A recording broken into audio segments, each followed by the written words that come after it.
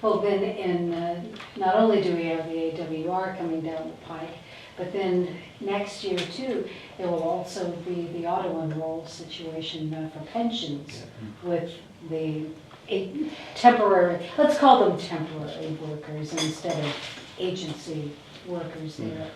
Lisa, how do you anticipate the advent of that further easing or forcing the evolution of umbrella companies? I think it will, absolutely. I've thought for the last 2 or 3, 4, 5 years that basically what's happening is we will be forced into a model where we will be what is considered to be like any other employer. I think umbrella companies will not exist per se. I really do believe that. I think we will just be employers. I think we're probably going to have to find other revenue streams in order to be able to keep going as an industry. I think we're going to have to do a lot more than we do now. I think it will only get worse. But I think the companies who are involved now, at the beginning of this process, will probably still be around at the end of it. But yeah, there's no question we will have to act as any other employer would. What kind of identity will you have? I think it's simplistic view is it's a consultancy business, a contract business. You are providing labour to complete assignments. They're your employees to fulfil that assignment, and then they go on to do other assignments. And it's a simplified version of working for KPMG or Osborne Clark.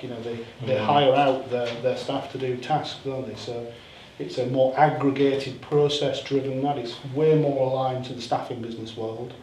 I think there's more we can do for staffing businesses because we replicate a lot of process in the onboarding, but obviously Stephen's already explained the risks and his view on onboarding in terms of new starters and the risk that can expose people to. So it's not an easy one, but there are absolutely elements in the process that can be outsourced, and that might be an area where we could save recruitment businesses some money and effort, because obviously we do that as a norm. It's part of our processes. So sometimes we're duplicating insurance costs, we're duplicating in other areas. So there are some synergies and there are some opportunities to get smarter, and I think we'll become. We might not be looking after the volume of workers that we currently manage. That might change ever so slightly. There might be a polarisation between the sort of lower paid world and the mid to high end world, where we're managing people on a more longer term basis.